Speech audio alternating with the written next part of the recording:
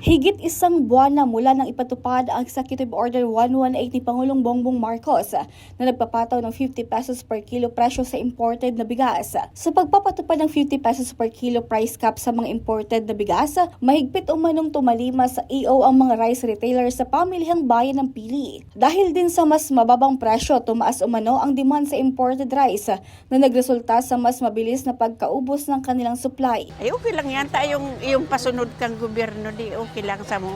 Sunod kami. Siya okay man, maganda yung yung bilihan ng imported. Ayon sa mga nagtitinda, mas marami na ngayon ang bumibili ng imported rice dahil mas abot kaya ito kumpara noon. Ngunit sa kabila nito, nararamdaman naman umano ang paghina ng benta ng ilang uri ng lokal na ani dahil mas pinipili ng ilang consumer ang mas murang imported rice. Medyo nagtumal yung namin, yung local.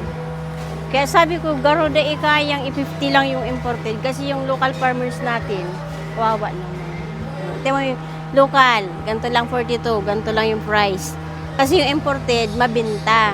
Pag imported na yung tinda namin, lahat na lang imported bibilihin nila kasi maganda. Mas dakol, mas maluya lugod si mga sadiring ani.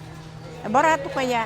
Samantala, magtatapos sa Hunyo 30 ang ipinatupad na price cap sa imported rice. Sa kasalukuyan, pinag-aaralan pa ng Department of Agriculture ang posibleng pagpapalawig ng nasabing pulisiya upang patuloy na mapanatiling abot kaya ang presyo ng bigas sa merkado. Regine Boy, CSN.